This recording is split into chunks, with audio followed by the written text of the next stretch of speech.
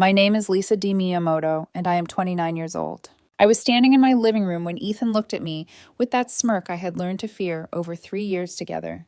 The smirk that meant he thought the argument was already over. We had been dating since I was 26, and he had moved into my apartment about 18 months ago. That night, he crossed a line I didn't even know existed until he stepped over it without hesitation. "Without me, you'd be nobody," he said calmly, almost casually, like he was stating a fact. "I'm the best you'll ever get, so do what I say, or I'll replace you." Something inside me shifted. Not anger, not sadness, just clarity, the kind that slices through excuses and justifications in one clean motion. I didn't argue, I didn't defend myself, I didn't ask him to take it back.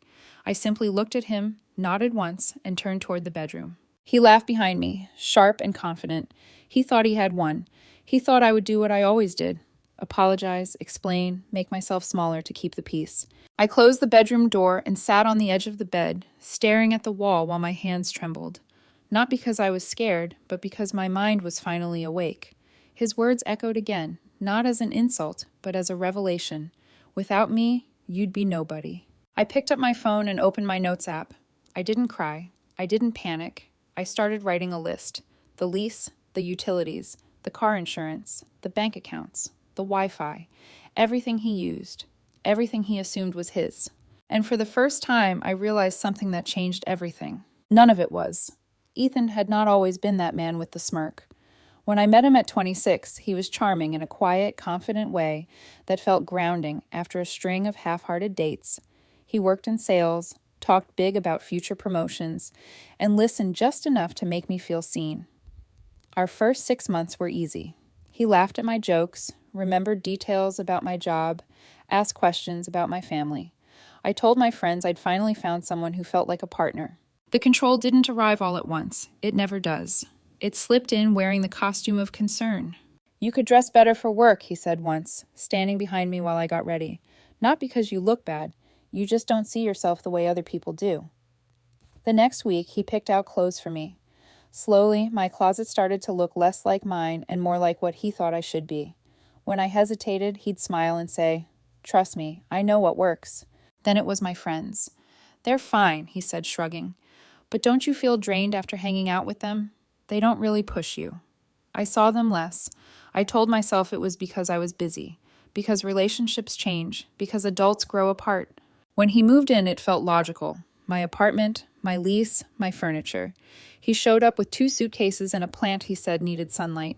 "I'll help with groceries," he promised. He did at first. Then came the weeks he was short. Then the weeks he forgot. Eventually, it wasn't a discussion anymore. I paid. He benefited. Rent was $1,800 a month. Utilities hovered around $200. Internet, streaming services, parking, groceries, all in my name. When I offered to add him to the lease, he waved it off. "Why complicate things? We trust each other." I let it go. I told myself paperwork didn't define commitment. That was my second mistake. His job never seemed to go anywhere. There were always excuses. The company didn't appreciate him. His manager was threatened. Sales were down because of the market. Meanwhile, his spending never slowed. New shoes, dinners out, drinks with coworkers, spa days he called mental health maintenance. Whenever I mentioned the imbalance, he'd tilt his head and say, "You make good money. Isn't that what partners do? Support each other?" The gratitude disappeared before I noticed it was gone. By year 2, he didn't thank me. He expected me. If I questioned a charge on my credit card, he'd accuse me of being controlling. "You're lucky to have someone who cares enough to push you," he told me once, after I asked why he spent $400 on a jacket using my card without asking. Most women would kill for a boyfriend like me. I believed him. That was my third mistake. 3 months before everything collapsed, he started mentioning his ex-girlfriend, Madeline, casually at first. How successful she was now. How she always knew the best restaurants. How she never worried about money. It felt like a comparison wrapped in nostalgia. When I asked him to stop, he laughed. "I'm just saying you could try harder." The argument about Miami came shortly after. He wanted a long weekend trip, flights, hotel, beach photos. I told him I couldn't afford it. Work was intense, and I was trying to rebuild savings after months of carrying us both. He scrolled through Instagram showing me couples on yachts. "What's the point of making decent money if you're going to be cheap?" That month alone, I'd paid rent, utilities, groceries, his phone bill, and car insurance. I was exhausted in a way sleep doesn't fix. I told him I needed things to change. He stared at me like I'd insulted him. We, he repeated. You mean you. Don't act like I don't contribute. I stayed quiet. We both knew the truth. After that, he started pushing harder, inviting friends over without asking, using my car for out-of-town trips and returning it empty and damaged, working fewer hours while posting cafe photos in the middle of the day. When I asked how he was affording it, he snapped, "Why are you interrogating me?" Then came the night he told me Madeline had texted him.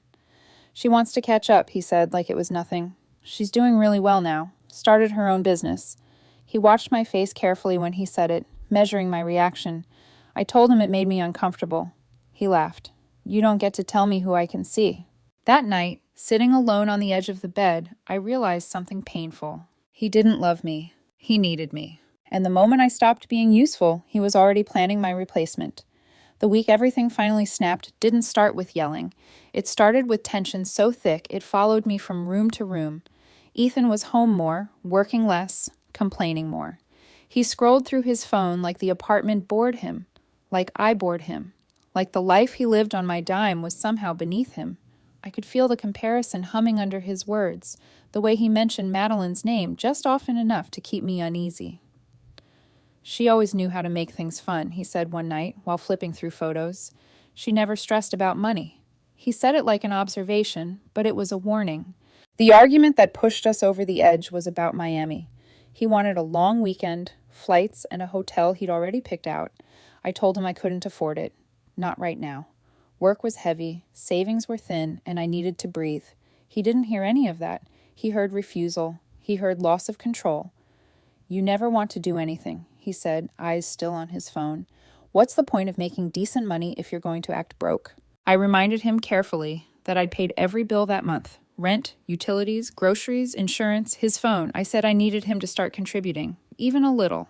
Half the utilities, groceries, something. He finally looked at me then, and the warmth drained from his face. Are you seriously doing this again? He asked. Do you know how exhausting you are? I said I was asking for fairness. He laughed, sharp and bitter. Fairness? He stood up, hands on his hips, pacing like a prosecutor. I gave up my social life to be with you. I moved into this boring apartment. I deal with your boring job and your boring friends. And you want to nickel and dime me over utilities? I told him he hadn't given up anything. He lived rent-free. He drove my car. I paid for everything. He stepped closer, eyes cold. You pay because that's what a man is supposed to do. If you can't handle that, maybe you're not as successful as you think you are. The words landed hard. He wasn't finished. You know what your problem is? He said, voice dropping. You think you're doing me some big favor, like I should be grateful. But the truth is, without me, you'd be nobody. I made you interesting. I made you relevant. Before me, you were just some boring tech girl who spent her weekends alone. I stayed silent. There was nothing left to defend. He smiled then. That smirk. The one that said he believed he had leverage. I'm the best you'll ever get, he said softly. So do what I say, or I'll replace you.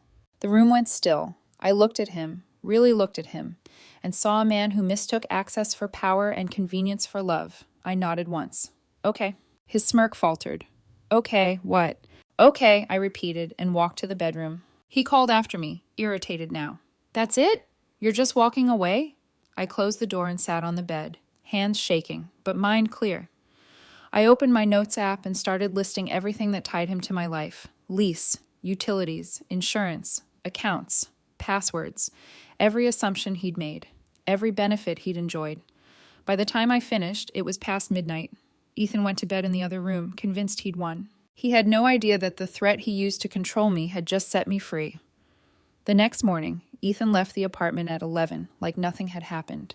Brunch with friends, he said, grabbing my car keys off the counter without asking. I watched him through the living room window as he drove away, music loud, shoulders relaxed. He didn't look back. He didn't need to. In his mind, the argument was over. I would cool down. I always did. The moment the car disappeared around the corner, I picked up my phone. The first call was to my landlord, Mr. Patterson. I'd been a model tenant for 3 years. Rent always early, no noise complaints, no drama. He answered on the second ring. I told him calmly that I needed to confirm I was the sole leaseholder and that my boyfriend was moving out effective immediately. There was a pause, then a soft exhale. He was never on the lease, Mr. Patterson said. Do you want me to change the locks? I hadn't even finished asking before the relief hit. Yes, I said. Today, if possible. He told me someone would be there by 3. The second call was to the utility company. Gas, electric, water, all in my name. I asked to place a security hold on the account, requiring photo ID and a verbal confirmation code for any changes. The representative walked me through it without judgment.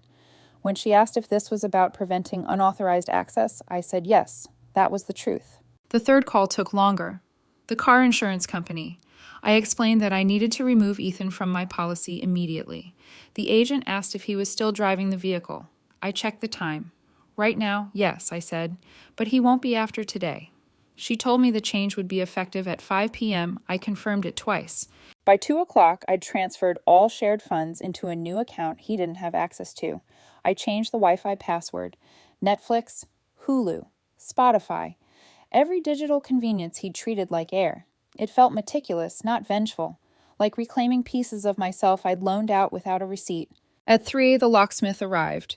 He drilled out the old lock, installed a new deadbolt, handed me 2 keys. Want the old lock destroyed? He asked. I nodded. He pocketed the cylinder and said quietly, Whatever's going on, you're doing the right thing. When the door closed behind him, the apartment felt different, quieter, mine. At 4:30, I heard the car pull into the lot, footsteps on the stairs, then the sound of a key scraping uselessly against the lock. Once, twice, harder. Then the pounding. Lisa, Ethan shouted, what the hell did you do? I stayed on the couch, heart steady. I didn't move. My phone buzzed. His number. I ignored it. Then again, 7 times in 10 minutes. Silence. An hour later, an unknown number. I answered. Oh, why doesn't my key work? Ethan's voice was sharp, then panicked. Why is the power off? You said you'd replace me, I said evenly. So go find your replacement. He went quiet, then angry. You can't do this. My stuff is in there. Your things are in 2 suitcases in a box at the property office, I said. You can pick them up during business hours. This is insane, he said, voice cracking. Where am I supposed to go? I'm sure you'll figure it out, I replied and hung up. He called back immediately. I blocked the number. For the first time in years, my apartment was silent, and it didn't feel empty. The silence didn't last long. It never does when someone realizes the ground they were standing on was never theirs to begin with. By the next morning, Ethan had started calling from different numbers, friends' phones, unknown contacts, each call more frantic than the last. I didn't answer any of them. I went to work like nothing had happened, sat through meetings, answered emails, and felt a strange, steady calm I hadn't felt in years. By that afternoon, the story flipped online. Ethan posted a long, emotional message about toxic relationships and financial control. He didn't use my name, but anyone who knew us knew exactly who he meant. He painted himself as the victim, someone who had given everything only to be abandoned when he stood up for himself. Messages started trickling in. Some confused, some accusatory, a few from people I barely recognized asking if everything was okay. I didn't respond. I didn't correct him. I let the story sit there like a bad performance with no audience. 2 days later, my landlord called. He sounded uneasy. Lisa, I got a strange call this morning, he said. A man claiming to be your partner said you illegally evicted him and threatened legal action. My stomach tightened, but my voice stayed calm. I told him the truth. Ethan had never been on the lease. He had never paid rent. He had no legal claim. Mr. Patterson sighed in relief. That's what I told him. I also told him to stop contacting me. If he does it again, I'll file a complaint. I thanked him and hung up. That weekend, I came out to the parking lot and froze. A long, jagged scratch ran down the driver's side of my car, fresh and deliberate. My heart sank, not in surprise, but in confirmation. I took photos, documented everything, and filed a police report. Without cameras or witnesses, there wasn't much they could do. But now there's a record, the officer said. If it happens again, it establishes a pattern. I nodded. That was enough. Monday morning, the real retaliation hit. An email from HR waited in my inbox. Subject line, formal complaint. My hands went cold as I opened it. Ethan had filed a complaint against me. accusing me of harassment, intimidation, and financial abuse. I stared at the screen, feeling the weight of what he was trying to do. This wasn't about getting back inside the apartment. This was about punishment. I called Marcus immediately. He didn't hesitate. "He's trying to scare you," he said. "Do you have proof?" I opened my laptop and started pulling everything together. Texts where Ethan admitted he didn't pay bills, bank statements, insurance policies, photos of him driving my car, screenshots of messages where he spent my money without asking. By the time I finished, the file was thick and undeniable. The HR meeting was set for Wednesday. I walked in with a folder under my arm and my spine straight. The representative, a woman named Angela, reviewed everything in silence. She asked a few questions, careful and professional. When she finished, she looked at me and nodded. "This complaint is unfounded," she said. "We'll be closing it immediately. If he contacts us again, it will be treated as harassment." I exhaled for the first time in days. That night, a text came from another unknown number. "You think you've won? You haven't. I'll make sure everyone knows what you did." I screenshotted it, saved it, and blocked the number. Ethan was running out of options, and desperation has a way of making people sloppy. 3 weeks after I changed the locks, I ran into Jessica at a coffee shop near my office. She hesitated when she saw me, hovering by the door like she was deciding whether to pretend she hadn't. Finally, she walked over and sat across from me without asking. Her voice was quieter than I remembered. "I think you should know something," she said. I closed my laptop and waited. Ethan hadn't landed on his feet the way he told everyone he would. He'd been staying with her, sleeping on her couch, cycling between anger and self-pity. He kept talking about how unfair I'd been, how I'd turned on him, how he was just trying to get back on track. Jessica said she believed him at first. Then the patterns started to show. He didn't look for work. He complained about money, but kept spending it. He talked about me constantly, like I was the villain in every story. When she asked him to contribute or set a timeline, he accused her of being unsupportive. Sounded familiar. She told me about Devin, too, Ethan's ex-girlfriend. Ethan had reached out to her, convinced she'd rescue him the way he assumed women always would.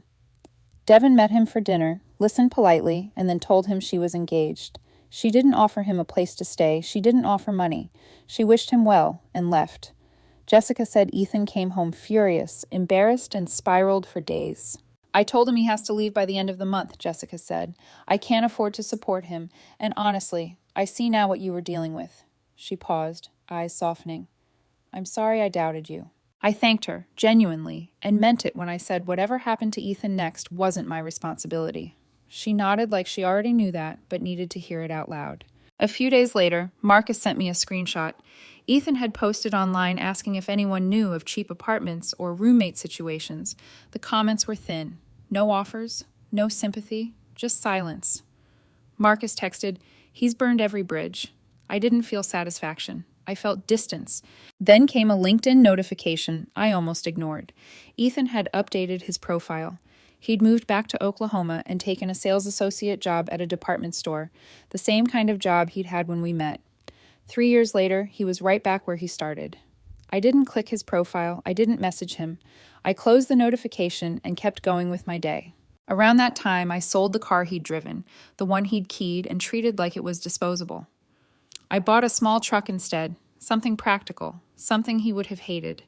I repainted the apartment, donated furniture that carried too many memories. I started going to the gym with Marcus again. Reached out to friends I hadn't seen in months. Life didn't suddenly become perfect, but it became honest. 6 months after everything ended, I took a solo trip to Colorado. I'd always wanted to hike there, but Ethan hated anything that didn't involve bottomless mimosas. On my second day, I met Daniel at a trailhead. He was adjusting a broken backpack strap, muttering under his breath. I offered to help. We ended up hiking the same trail, talking easily, no posturing, no power games. He was grounded, thoughtful, asked questions without trying to impress me. "What brings you out here alone?" he asked when we stopped to catch our breath at a ridge. "Freedom," I said, surprising myself with how true it felt. We exchanged numbers before we parted. I didn't overthink it. A week later, he texted. Coffee turned into dinner. Dinner turned into another hike. When I flew back to Austin, we made plans to see each other again. Long distance wasn't ideal, but for the first time, I wasn't bending myself to fit someone else's expectations. One night, Marcus and I were having beers downtown when he asked the question I'd been waiting for. Do you regret it? I thought about Ethan, about the way he'd tried to make me small, about the smirk that started it all. No, I said. I regret letting it go on so long. Kicking him out was the only thing I did right in that relationship. A few weeks later, Daniel flew to Austin to visit. We split meals, split plans, split space, sitting on my balcony with coffee one morning. He asked about my past relationships. I told him the truth, one serious one. It ended badly, but it taught me everything I needed to know. He squeezed my hand.